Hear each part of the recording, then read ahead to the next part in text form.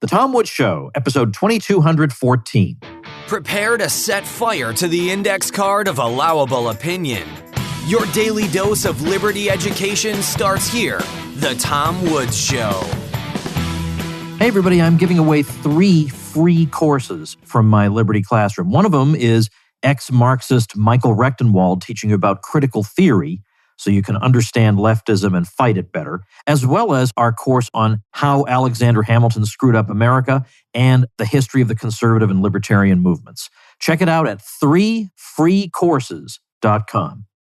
Hey everybody, Tom Woods here. I'm very glad to be joined today by Roger McCaffrey, even though, to be perfectly blunt, I'm not super glad to be discussing this particular topic, I have to say. I've had a lot of people asking me to say something about Pope Francis, and I've done that. I've done a bunch of episodes on that topic.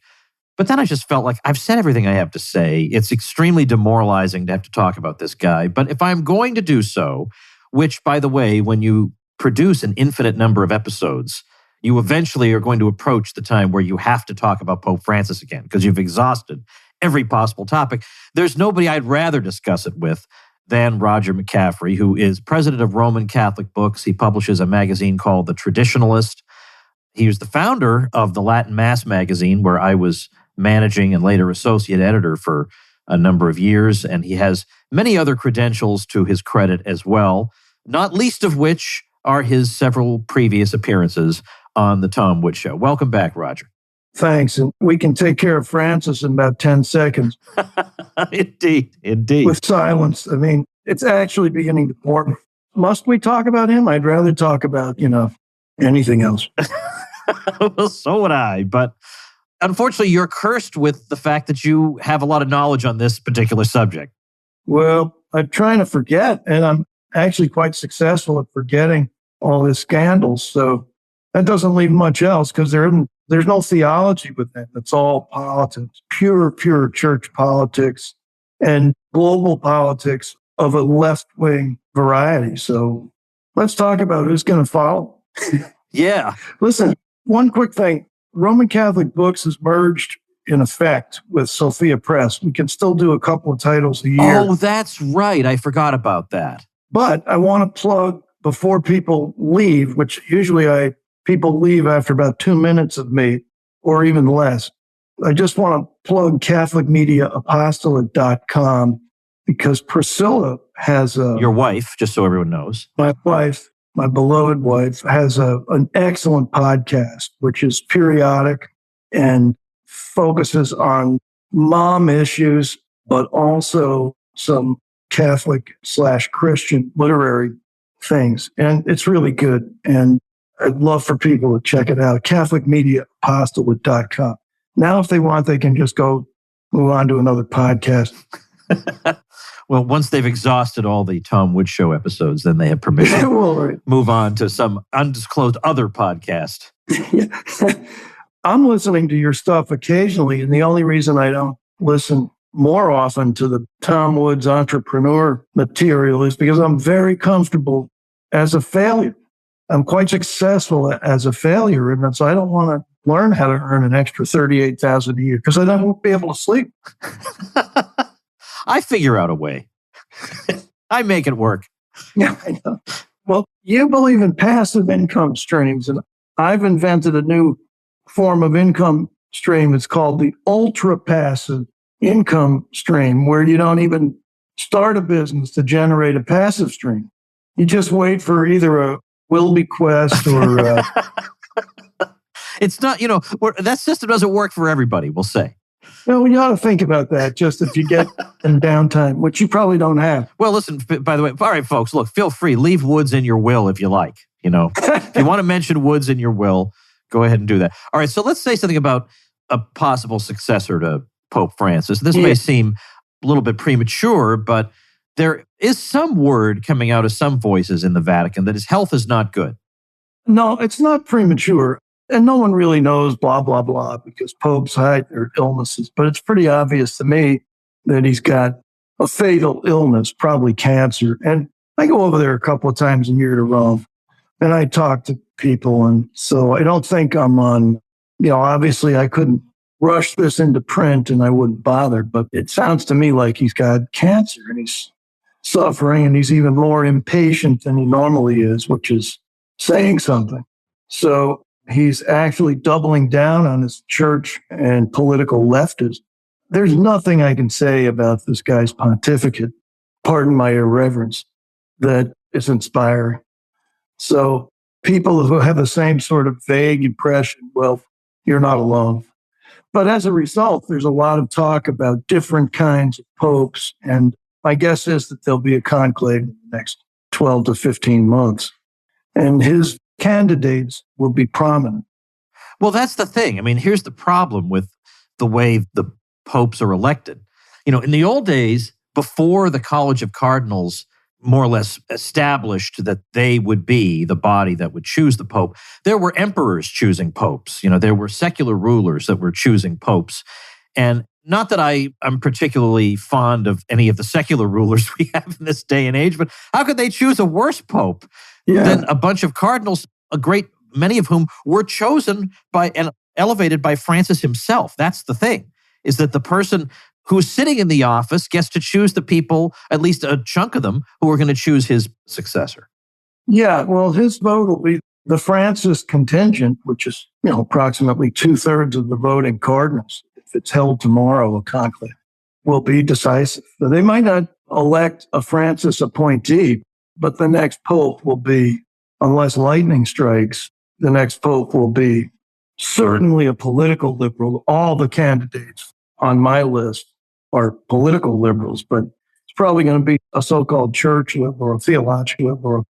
By the way, there was a papal election in the last 150 years where the Austro-Hungarian emperor vetoed the pick, right? Ron Paul. Oh, maybe you're right. But who did we get instead? Pius X, I think.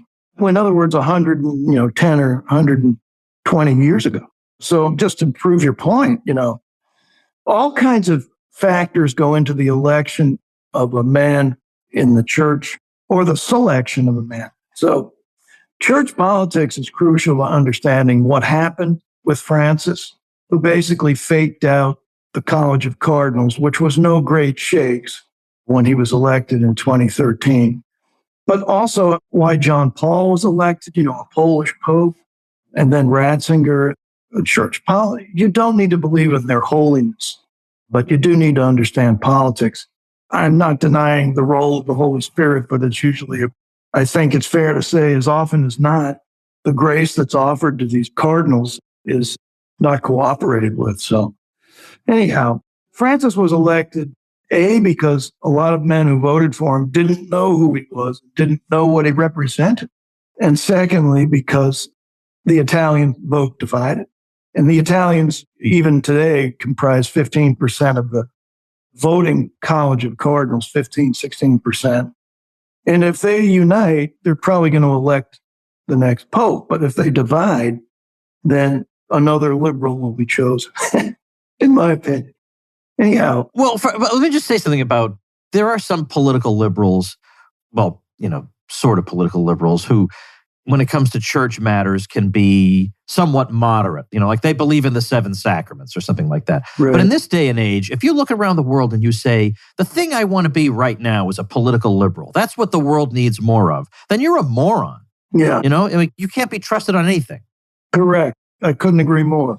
But it's also embarrassing. And there is a point to it when Francis embraces, climate change crowd, or when he welcomes a stream of these ultra-leftist, super rich, tech guys like Bill Gates, Bill and Melinda Gates, what's his name, Steve Cook. These people personify 21st century porridge leftism. Francis is a fool, but above all, he's a political man who wants to advance the agenda of the hard left and unite it with Christianity, which of course can't be done. So it makes him, in my mind, the worst pope in history. And extremely, by far. Yeah, by far. Yeah, and I don't want to hear about Renaissance era popes and whatever, and their indiscretion. I don't even want to hear about that.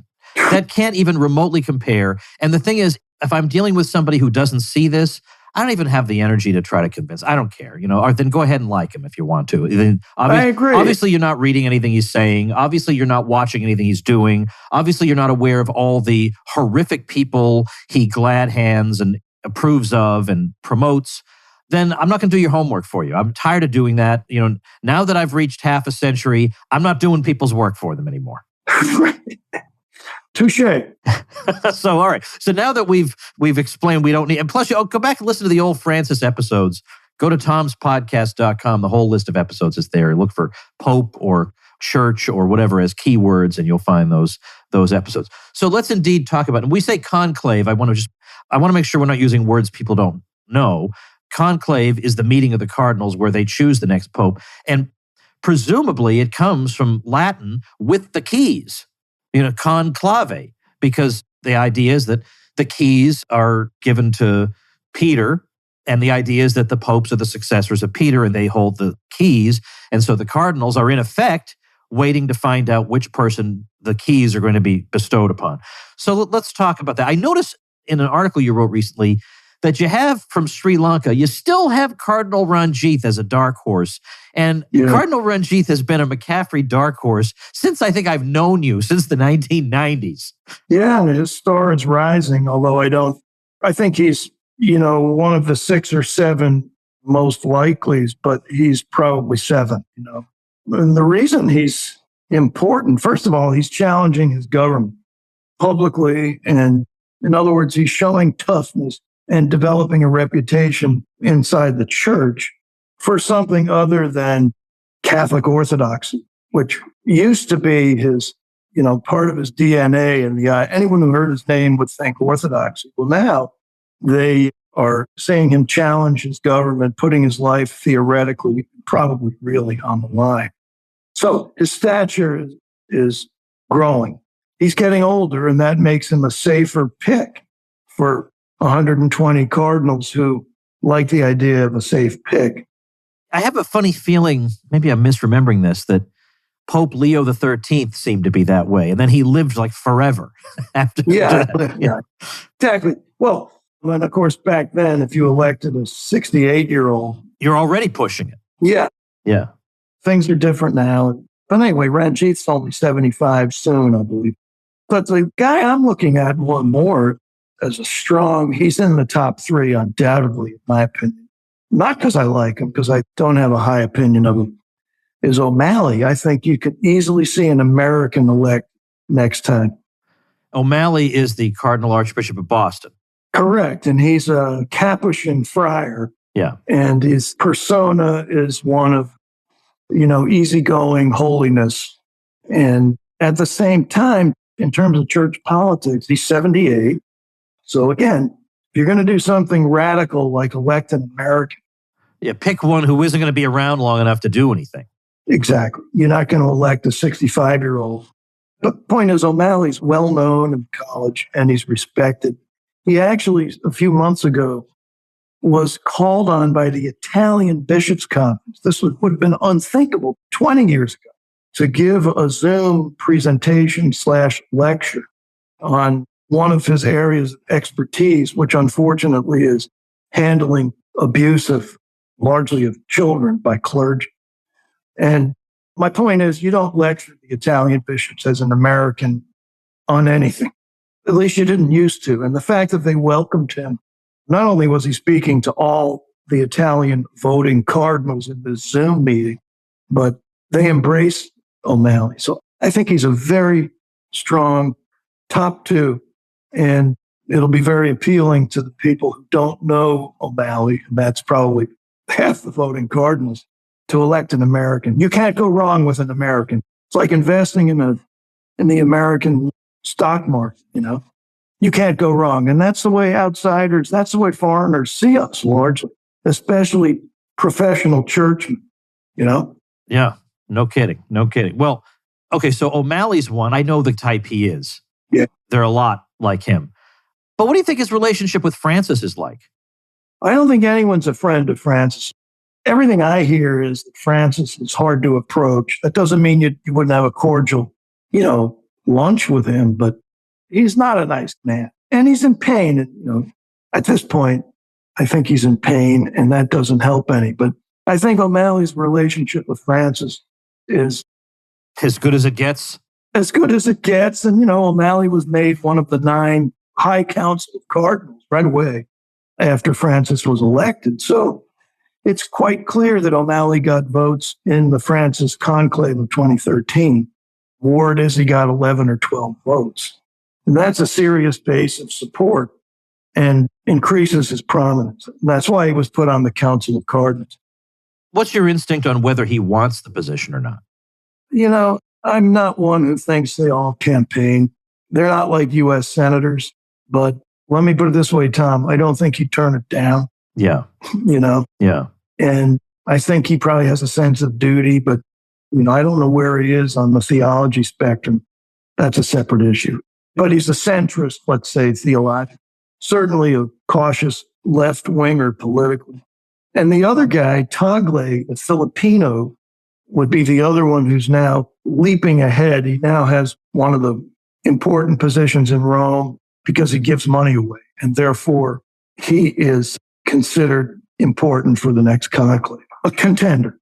He's only 66. And sorry, but the foolishness that you hear from him is, even for the 21st century, it's a little embarrassing. It's like listening to Nikki Haley on foreign policy. That's a pretty good analogy. I mean, it just makes you if there wasn't so much at stake, you'd just have a good laugh. But, these are despite my seeming irreverence, I embrace the Catholic faith. And that's why I'm so appalled by some of these papal candidates and by Francis, because I don't think Francis embraces the faith in the same way that we traditional Catholics, small t, do.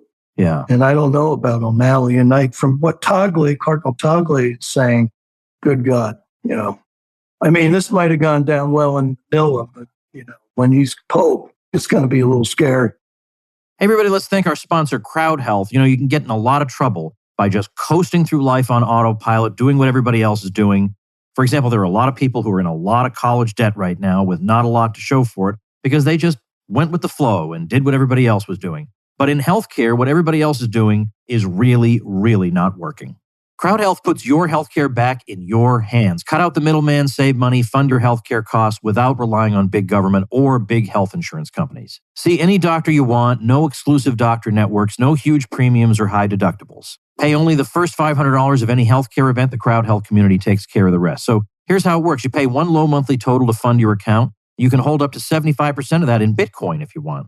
Your monthly subscription helps fund healthcare costs of the entire Crowd Health community. So Crowd Health totally reverses the vicious incentives that got us into this healthcare mess in the first place. Crowd Health helps you find great care at a fair price, always pays doctors as quickly as possible, and actively negotiates to keep costs down for everyone. Well, take charge of your healthcare today with Crowd Health. Open enrollment is the only time you can hit eject on the broken system without penalty, so don't wait. And for a limited time, join for just $99 per month for your first 6 months when you use promo code WOODS at joincrowdhealth.com. That's joincrowdhealth.com, promo code WOODS. Crowd Health is not health insurance. It's a totally different way of paying for healthcare. Terms and conditions may apply. What motivates church liberal? You look over the vast history of Catholicism, there is really nothing in it that you could describe as leftism. There really is. The closest you get is, some of the social encyclicals, but even that's not leftism. That's maybe a traditionalist critique of the free market, but that's not leftism just because maybe they want the workers to be able to organize or something. It's not the same thing. There's nothing. They have no roots in it at all. So is it, I refuse to believe it's stupidity because, they know too much to just be stupid. Right. Is it a desire to destroy? I used to be the sort of person who'd say, I want to give these people the benefit of the doubt. I don't anymore. I really don't. Because at this point, I look at the world and there are some people who want to destroy everything and there are other people who are desperately trying to hold it together. And almost everybody in the Catholic hierarchy is on the destruction side. And there's no excuse for that. How do you not see this? How is that an innocent mistake? I couldn't have put it better myself, Tom, but I would point out that these men now, I'm in my mid-60s, and I saw the training that was offered young seminarians because I was at the University of Dallas, which is officially a Catholic school. I changed my major about 7 times, but I was for a while, and I majored in theology. So I took courses with these seminarians, 2 or 3 of whom are now bishops. And although the coursework was pretty demanding, they weren't putting much thought into the coursework, not any more than I was, which I did okay, but they're not seriously trained is what I'm trying to say. Now, some of them go on and get doctorates in Rome, and depending on their doctorate, like Tagle, Cardinal Tagle, and the coursework that they did and the professors they had, they might be the morons you think they are. And that assumes they're serious students. But so in other words, especially on matters economic, forget it. Just forget it. On that, I'm not even worried because I feel like even the economists are no good on economics. How can I expect people in another field entirely to be any good at it? That's been kind of my thought on that. But thou shalt not steal. It's pretty clear, right? Yeah. It's just commandment. So you have no business being, in any sense, a socialist, And yet most of these guys are small s socialists, most of these cardinals. Okay, they are not trained in the topic, but still, your expectation is that they wouldn't at least believe in mass theft. Or in the case of Francis and all of these men, speaking of masks, no pun intended, embracing the agenda of the control freaks and communists. What else can one say? Communists who forced everyone into their homes and in masks. And the Vatican still has either a mask mandate or a vax mandate or both, So they have no excuse for that. And guys like Tagle and O'Malley, really all of them on my short list, and I think one of them will be Pope, are hopeless on that too. Well, I don't know what motivates them, but I know that they're often poorly trained. A few of them I've met and spent time with, 3 of them, and the 3 of who will be voting. And I can tell you that, in one case, I happen to like the man. I won't use his name. I can't. But we were talking about the gold standard. I don't know. We got onto, it was around 2008. So I was saying, of course, how worried I was. And I don't know whether it was pre-crash or post-crash, probably post. And I said this could spin out of control, et cetera, and then the US dollar could collapse. Well, I was slightly wrong there, but it did for a while. It was hurting. And he said, well, I thought the dollar was backed by gold. So that's about the level. Yeah. This man could be elected. Yeah. I know. I mean, there are people on the House Banking Committee who, within our lifetimes, thought that, according to Ron Paul. Yeah. Well, in an odd way and a stupid way, they're right. Yes, there is gold in Fort Knox. That's about how far that goes. Yeah. But in any event, I think Francis is intent. He's a left-wing Jesuit. All cardinals are called conservative, by the way, by the New York Times. There isn't a single one I've not seen called a conservative. So forget their definition. But Francis has a left-wing agenda. I don't see it as a Christian agenda at all, frankly. And he's not a fool about that. His personnel picks are almost uniformly shocking to uninspiring. That's the spectrum. And so something needs to change, and there's going to be a big fight at this conclave, but 2/3 vote is required. And I think there's only 1/3 of the vote is really serious and really grasps the enormity of the Francis pontificate and the Benedict resignation, which brought this on. 2/3 of these men are, I don't know what their motives are, but they're not the same as mine, I can assure you. And they're not the same as the other 1/3 of the voters. So there's going to be a big fight. This could go on for 2 weeks. It could be really, well, to me, it's fascinating, but I've probably lost 99% of your listeners. Sorry. No, it's okay. It's okay. It's fascinating because it's politics at its most pure in a way. And what I mean is that they're voting in secret, and they do not have to justify what they've done before or after the conclave. And no one's supposed to know what the vote outcome is, except that there was a winner, so to speak. Yeah, I deeply believe in the truth of the Catholic faith, but this has nothing to do with my evaluation of a given pope, Yeah. So I feel free to talk about the politics of this. Oh, of course. But most people get squirmy when, and I remember even my beloved's father said, after my third article on the next pope in the 1990s, gently, of course, he said, yeah, enough is enough, though, So, but he was a brilliant. Of course. I've read a lot of stuff from your father. Right. Armchair Catholic observer, very well trained. And so Yeah, no, absolutely great. And I see some of where you get your writing style from, actually, a little bit in your father. But let's go back to what I was about to say is I realize he's quite old and that he has been very hands-off during the Francis pontificate. But is there any possibility that Benedict plays any role whatsoever in the outcome? Obviously, he's not in the conclave. He's too old, and I don't even know if he qualifies. I mean, we've never been in this situation before, so he wouldn't be physically present. But is there any way he plays a role in it? Yeah, yes, and this is an important point. Yes, because there are meetings and discussions going on and have been for years, and this is why the Catholics on the so-called right who allege that there was a conspiracy to elect someone other than Ratzinger and are wrong. In other words, yes, there was a conspiracy. There's a conspiracy right now to elect 3 different cardinals. And on our side, there's discussion, shall we call it that, or you can call it a conspiracy if you wish. Cardinals meet and talk about candidates. And anyway, so Ratzinger is being talked to. People visit him, churchmen that he made prominent are visiting him and talking things over. Sure, he's going to have an impact. If you want to put a number on it, I think he might swing 5 or 10 votes if he's giving opinions. And what's the total number that will be cast? Right now, about 123. But by the end of the year, it's going to be something like 120. That once they're 80, they can't vote. But an 82-year-old who's a prominent man, like Cardinal Pell, for example, he lives in Rome, as many do, and he's talking to other cardinals. So he gives his opinions. He swings votes.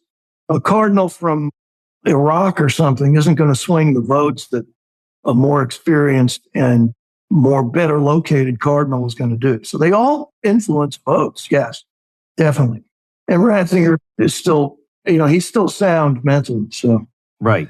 His protege, by the way, is Cardinal Schönborn, 77, Austrian, has become increasingly liberal over the years. And he said the other day, and he's a kingmaker, one of 3 or 4 in the next conclave.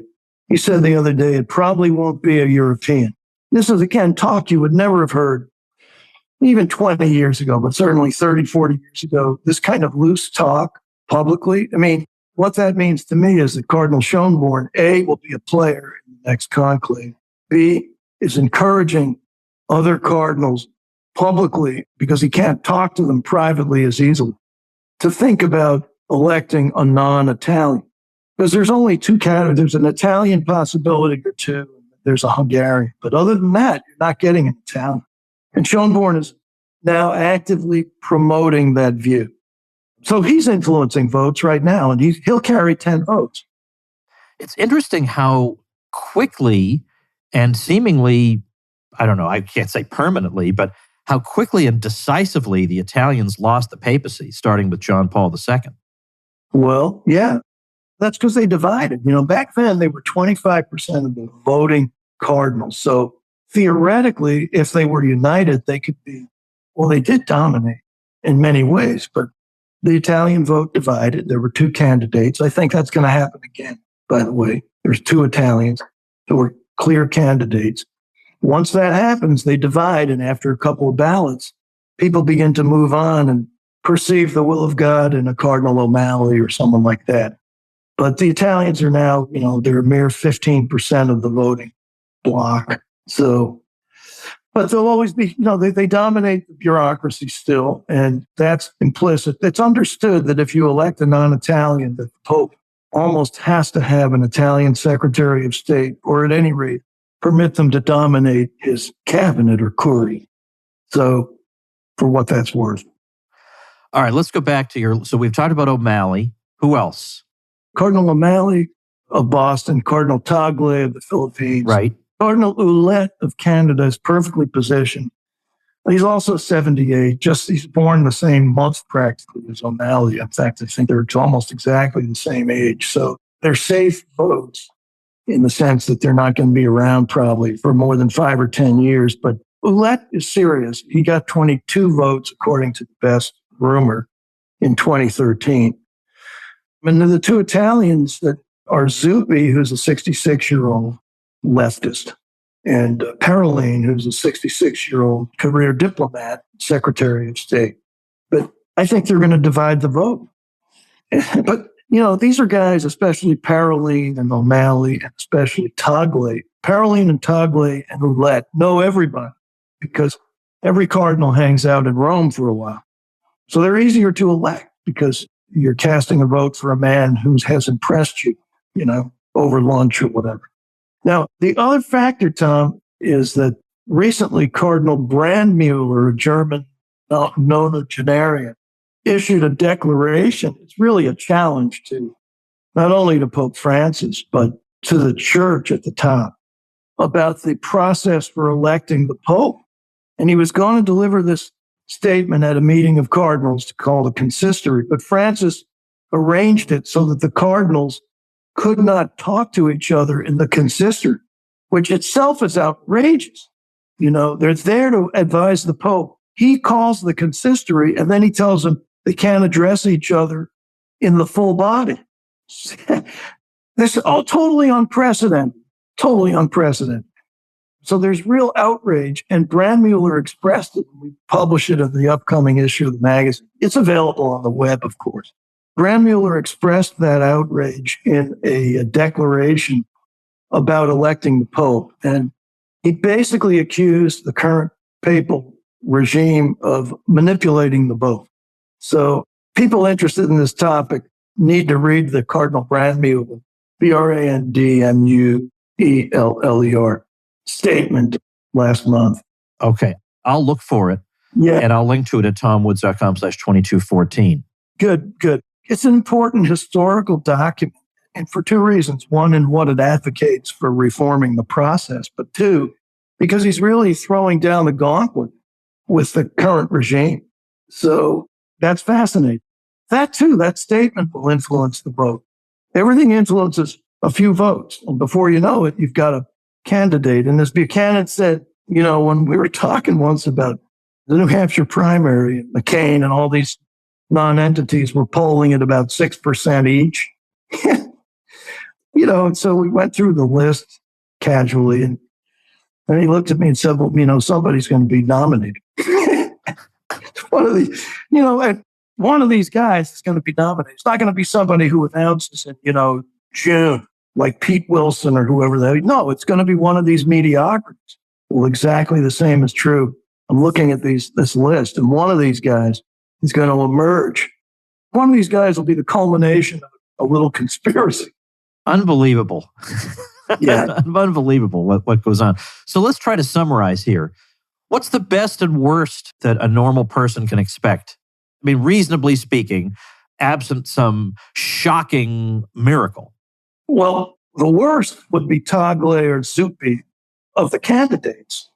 If either one of them emerges, there's more trouble coming. But they're both softer than Francis, who's a Jesuit. And, the Jesuits, when they're great, they're great. But when they're not great, they're really not great. Yeah. But they're very self-confident. They're very, very self-confident. And they can really be irascible. And so that's Francis. He's a Jesuit. So you won't have a Jesuit and you won't have a man with an obvious agenda. But Tagle and Zuppi are both basically leftists, and neither one is dumb. Make no mistake. And they're not masterful, perhaps, but they're not dumb. And although they sound dumb sometimes. But O'Malley and Ouellette, especially O'Malley, who's got a better chance, would be like Boston. Boston, there's nothing there. There seems to be no life in the church in Boston. If there is, you've got to, you need a hunting party to find it. Am I overstating it? And that's O'Malley. He's been there for how many years? 20 years. So he's the most likely scenario. Wouldn't be the worst, but you could see Ranjith come out of there, and he would be very interesting. He's got the best resume, the broadest resume of the whole group. And also there's a Hungarian named Cardinal Erdo, E-R-T-O, who is being talked about. He's a canon lawyer. Of the realistic candidates, he'd probably be the most. He's a centrist all the way. And by the book, total bore. And yet, he's going to figure he'll get some votes. So I think, again, this will come in 12 to 15 months, maybe. Well, we're going to post this and we'll see. Yeah. We'll see if that comes true or not. Now, okay, go ahead. No, I was just going to ask for a link, but it isn't. I'm not sure you can link, but since I wrote a couple of pieces, not on the papacy, but on a totally different subject. And since it's the anniversary coming up of my son John's death, and I wrote about it in the Wall Street Journal, and I'd like people to see that. There are two pieces if they're able to go and find it. One is February of 2002, and the other is, July of 2009. And if they want to see samples of my writing, I'd also like them to see those. All right, I'll figure out one way or another to... Yeah, I just want to mention, so the 1% of the listeners still around. Well, I'll have it up at tomwoods.com/2214. I'll also link to CatholicMediaApostolate.com, where people can find Priscilla's podcast. They're really fun. Women of all ages will really enjoy them. Excellent. Okay. Well, thanks, Roger. And then, of course, when this happens, we'll have you back on and evaluate what happened. Yeah. Sorry for not electrifying people more, but if you're interested in the church, you've got to know especially the conclave, you got to know this. Oh, yeah. And I like staying up on these things just because I like intrigue and, different competing factions and stuff like this is right up my alley. I wish it weren't so, but unfortunately, these are the cards we've been dealt. So, Roger, thank you for talking to us about it. Thanks, Tom. All right, folks, that is another episode of The Tom Woods Show. I will see you tomorrow. Become a smarter libertarian in just 30 minutes a day. Visit tomwoods.com to subscribe to the show for free, and we'll see you next time.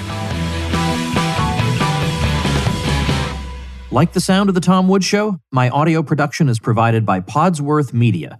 Check them out at podsworth.com.